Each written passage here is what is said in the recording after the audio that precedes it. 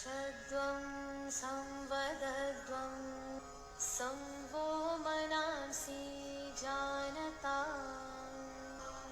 देवाभागं यथा पूर्वे संज्ञानाना उपासते। प्रदीपिका के रचयिता कौन है? ये रहे आपका ऑप्शंस। आदि शंकराचार्य, मच्छेंद्रनाथ, स्वात्माराम योगींद्र, गोरखनाथ। आपका समय शुरू होता है अब। ये रहा आपका उत्तर। हठ विद्या का उपदेश सबसे पहले किसने दिया? ये रहे आपके ऑप्शंस। मच्छेंद्रनाथ, आदिनाथ, गोरखनाथ, स्वात्माराम। आपका समय शुरू होता है अब।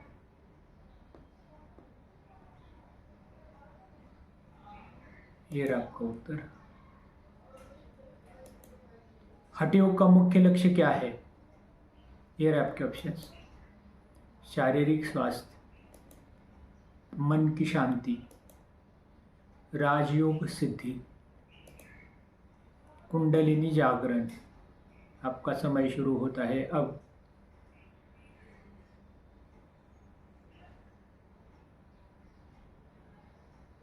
ये रहा आपका उत्तर।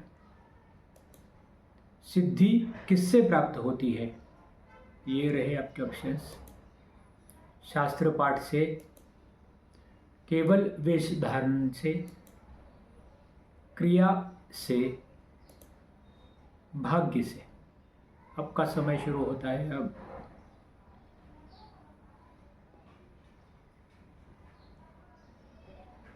ये रहा आपका उत्तर। हठ योग का अभ्यास कहाँ करना चाहिए? ये रहे आपके ऑप्शंस। भीड़ भाड़ वाली जगह पर, खुले मैदान में, एकांत मठिका में, यात्रा करते हुए। आपका समय शुरू होता है अब।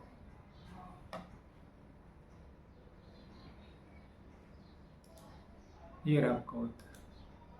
हठ योग के अभ्यास स्थान का प्रवेश द्वार कैसा होना चाहिए? ये रहे आपके ऑप्शंस। बड़ा और खुला, कई प्रवेश द्वार वाला, छोटा स्वल्प द्वार सजा हुआ। आपका समय शुरू होता है अब।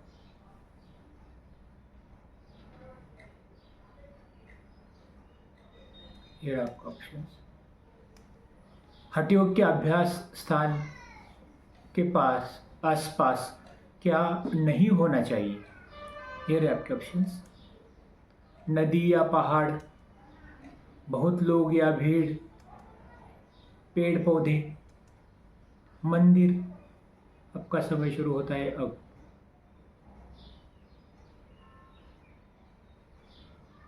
ये रहा आपका उत्तर। योग अभ्यास को नष्ट करने वाले नाशकर्ता कारक कौन से हैं? ये रहे आपके ऑप्शंस। उत्साह, धैर्य, ज्ञान, अत्याहार, प्रयास, गल्प, जनसंग, शौच, चंचलता, मिताहार, आसन, प्राणायाम, गुरु सेवा, शास्त्र ज्ञान। आपका समय शुरू होता है अब।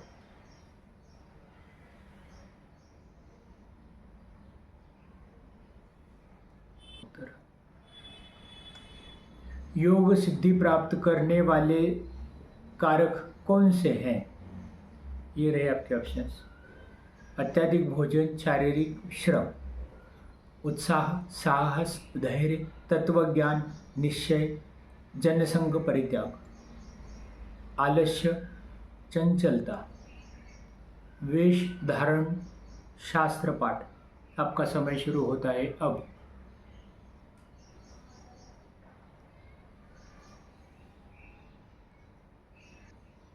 ये रहा आपका उत्तर। मिताहार का क्या अर्थ है? आपके ऑप्शंस। बहुत कम भोजन करना, केवल दूध और फल, केवल फल और सब्जी खाना, सुस्निग्ध मधुर भोजन जो उदर का आधा भाग भरे, चौथाई भाग खाली रहे। केवल दूध और फल। आपका समय शुरू होता है अब।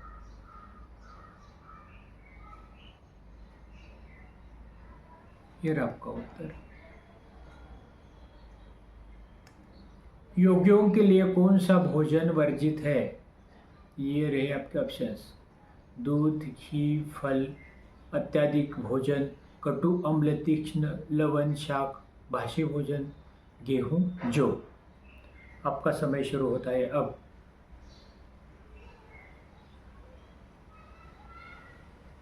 ये रहा आपका उत्तर।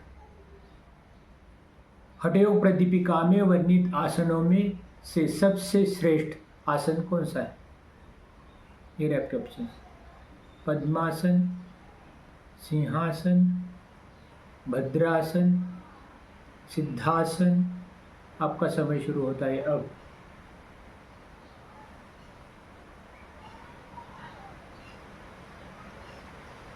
ये रहा उत्तर। सिद्धासन को और किन नामों से जाना जाता है? ये रहे आपके ऑप्शंस।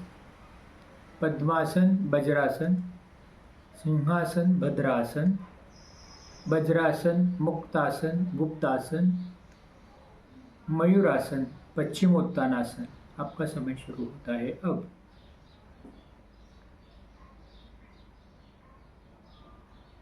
ये रहा आपका उत्तर। सिद्धासन के अभ्यास का मुख्य लाभ क्या बताया गया है? ये रहे आपके ऑप्शंस।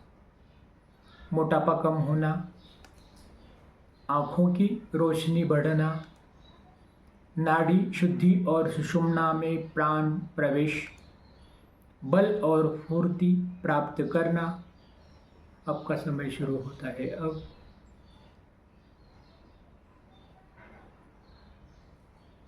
ये रहा आपका उत्तर। लगातार 12 वर्षों तक मिताहार के साथ किस आसन का अभ्यास करने से सिद्धि प्राप्त होती है? ये रहे आपके ऑप्शंस। पद्मासन, सिद्धासन, मयूरासन, शवासन। आपका समय शुरू होता है अब।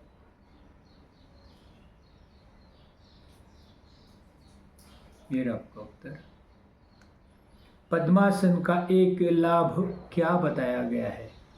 ये रहे आपके ऑप्शंस। मोटापा कम होना, सभी रोगों का नाश, कुंडलिनी जागरण, उपरोक्त सभी। आपका समय शुरू होता है अभी।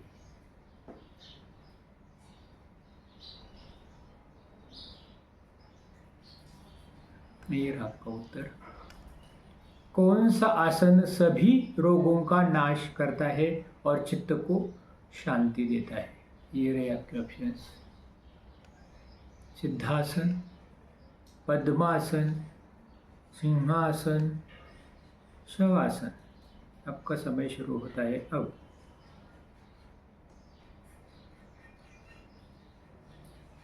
ये आपका उत्तर।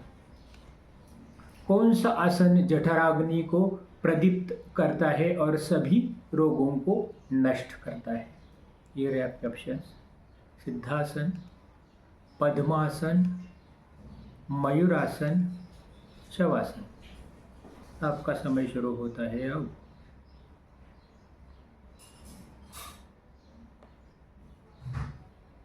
ये रहा आपका उत्तर। पश्चिमोत्तानासन के अभ्यास से क्या होता है? ये रहे आपके ऑप्शंस। केवल शारीरिक लचीलापन बढ़ता है, मन शांत होता है, प्राण पश्चिम वाहिनी सुषुम्ना में जाता है और रोग नष्ट होते हैं। केवल नींद अच्छी आती है। आपका समय शुरू होता है अब।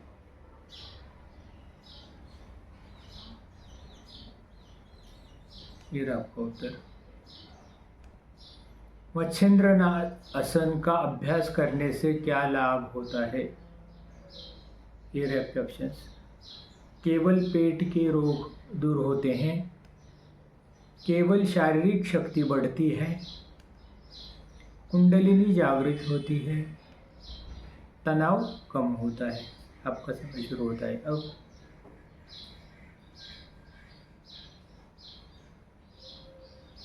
ये आपका उत्तर।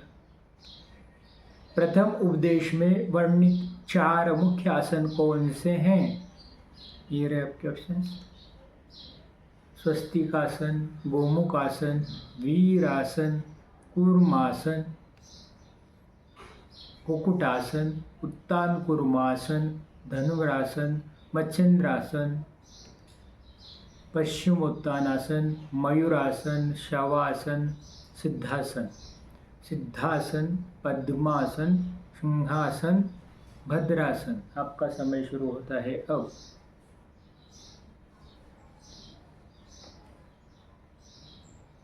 ये आपका उत्तर। योग अभ्यास को नष्ट करने वाले प्रयास का क्या अर्थ है? ये रहे आपके ऑप्शन। आलस्य, अत्यधिक शारीरिक या मानसिक प्रयास, बातों करना, अकेले रहना। आपका समय शुरू होता है अब।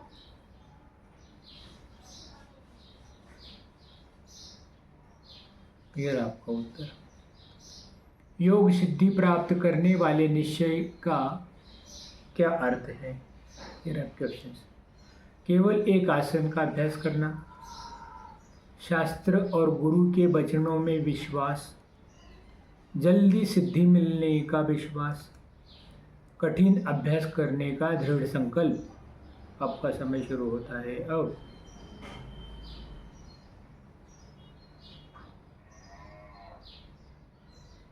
ये आपका उत्तर। हठयोग का अभ्यास करने वाले योगी का स्थान कैसा होना चाहिए? ये रहे आपके ऑप्शन। ऊंचा और हवादार, एकांत रमणीय जहाँ किसी का आना जाना न हो, भीड़ भाड़ वाला और शोरगुल वाला, गुरु के आश्रम में। आपका समय शुरू होता है अब।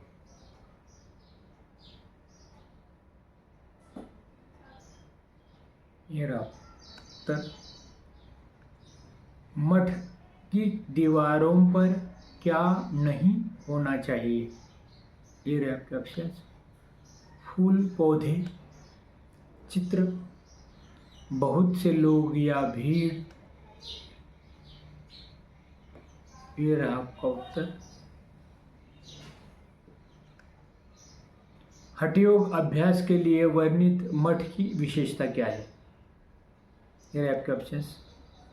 बड़ा प्रवेश द्वार हो, जनसमूह से रहित हो, बहुत ऊंचा स्थान हो, संगीत और नृत्य का स्थान होना चाहिए, गीत वर्जितम।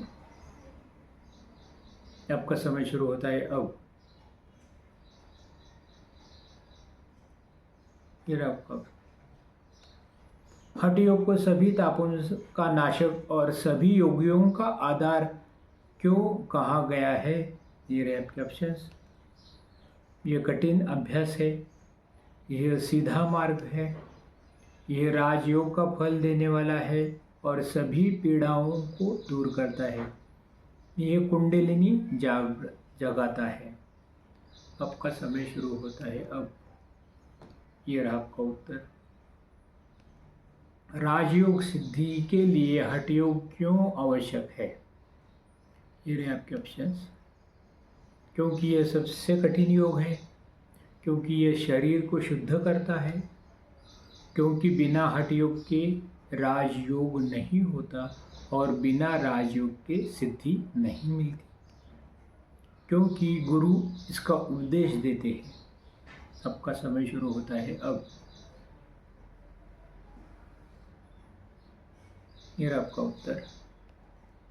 योग सिद्धि के लिए केवल वेश धारण करना, शास्त्र पढ़ना पर्याप्त क्यों नहीं है?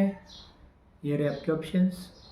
ये केवल बाहरी चीज़ें हैं, ये बहुत कठिन है, क्योंकि सिद्धि क्रिया से प्राप्त होती है, न कि वेश धारण से या शास्त्र ज्ञान से। यह आलस्य बढ़ाता है, आपका समय शुरू होता है अब।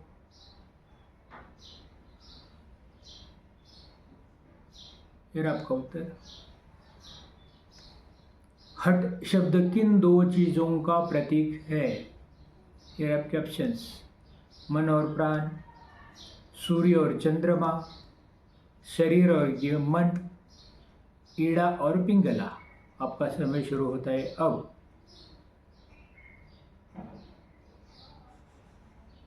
ये आपका उत्तर। मच्छिंद्रनाथ, गोरखनाथ और अन्य सिद्धों ने किसका सेवन किया? ये रहे आपके ऑप्शंस, केवल राजयोग का, ध्यान का, हठ विद्या का, ज्ञान का। आपका समय शुरू होता है अब। ये आपका उत्तर। पहले अध्याय में वर्णित योग अभ्यास में गल्प किसे कहा गया है? ये रहे आपके ऑप्शन, अत्यधिक भोजन को, अत्यधिक शारीरिक प्रयास को, अनावश्यक बातें करना या बकवास, भीड़ भाड़ में रहना। आपका समय शुरू होता है अब।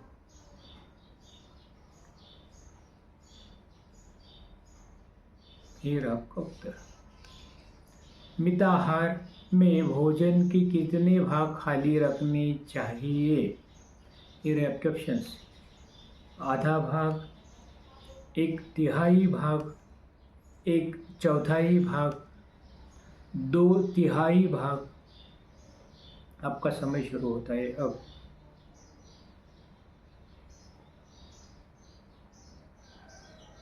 फिर आपका उत्तर।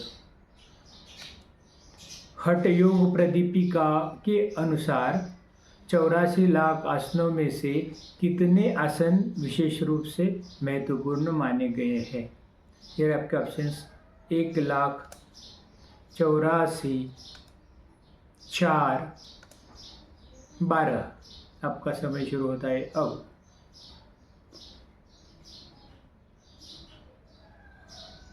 फिर आपका उत्तर। हठ योग प्रदीपिका के अनुसार योग अभ्यास से सभी बाधाएं या कष्ट क्यों दूर हो जाते हैं? ये रहे आपके ऑप्शंस। यह केवल एक कथन है, क्योंकि हठ योग सभी तापों का नाशक है, क्योंकि यह गुरु की कृपा से होता है, क्योंकि ये बहुत कठिन है। आपका समय शुरू होता है अब।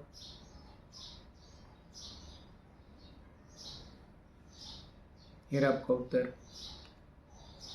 हठ योग प्रदीपिका के प्रथम उपदेश में राजयोग का क्या फल बताया गया है? ये आपके ऑप्शंस, शारीरिक बल, मन की एकाग्रता, कैवल्य, धन और प्रसिद्धि। आपका समय शुरू होता है अब।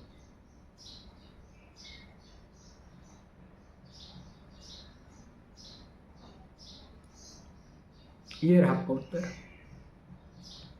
हठ योग प्रदीपिका के अनुसार आसन के अभ्यास से क्या लाभ प्राप्त होते हैं?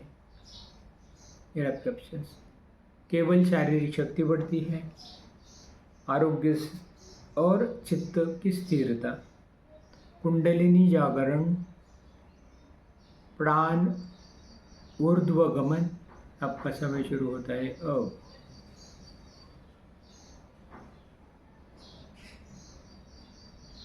ये आपका उत्तर।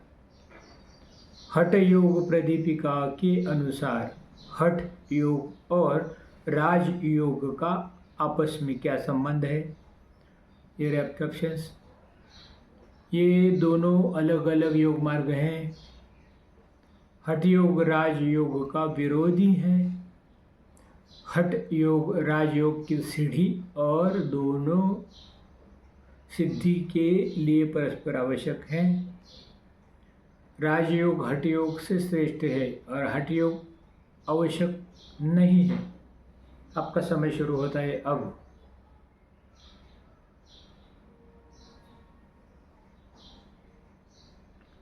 ये आपका योगियों का किस चीज़ से बचना चाहिए जो अभ्यास का नाशक है?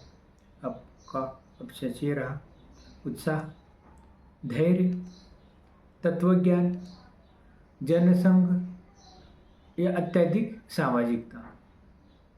आपका समय शुरू होता है अब।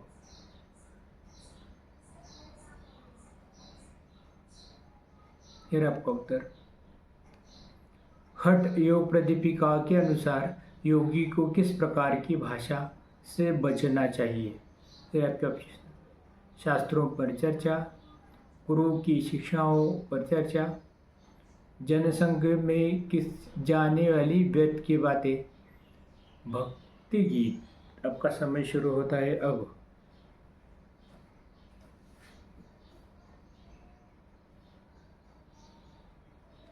ये आपका उत्तर।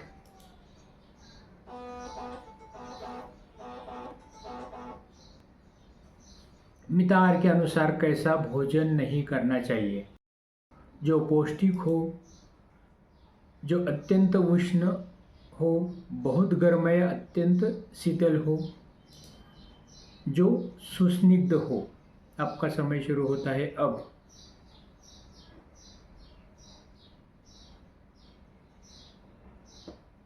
यह आपका उत्तर। हठ योग प्रदीपिका में वर्णित मिताहार का एक लक्षण क्या है? ये आपके ऑप्शंस। रूखा भोजन, मनोभिलाषित मन को प्रिय लगने वाला, बासी भोजन, अत्यधिक तीखा भोजन। आपका समय शुरू होता है अब।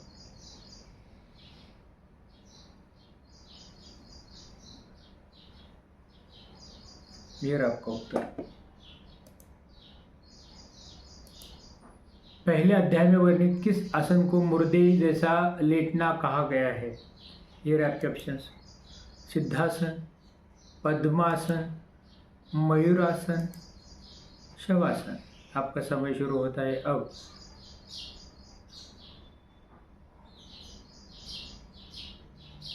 ये आपका उत्तर। शवासन का अभ्यास करने से क्या लाभ होते हैं? ये आपके ऑप्शंस। कुंडलिनी जागृत होती है, नाड़ियाँ शुद्ध होती है, थकावट दूर होती है और मन शांत होता है, पाचन शक्ति बढ़ती है। आपका समय शुरू होता है अब।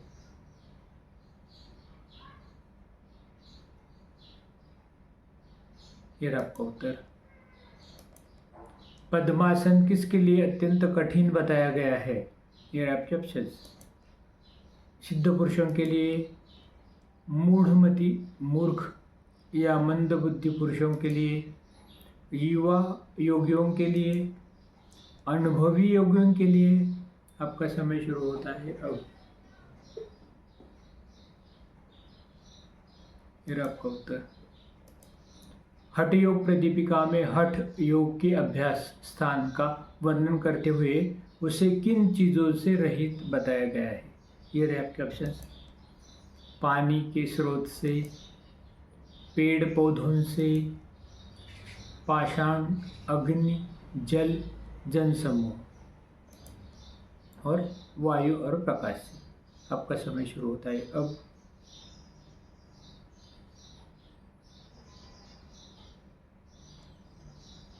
यह आपका उत्तर। हठ योग प्रदीपिका के प्रथम उपदेश का समापन किस कथन से होता है? ये रहे आपके ऑप्शंस। राजयोग सिद्धि का वर्णन, विभिन्न आसनों के फल, हठ योग के अभ्यास से सभी सिद्धियां प्राप्त होती है और राजयोग का फल प्राप्त होता है, गुरु परंपरा का महत्व। आपका समय शुरू होता है अब।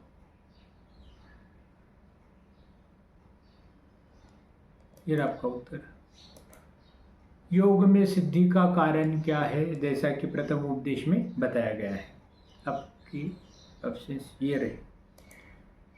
विष धारण, शास्त्र ज्ञान, गुरु की कृपा, क्रिया, अभ्यास। आपका समय शुरू होता है अब।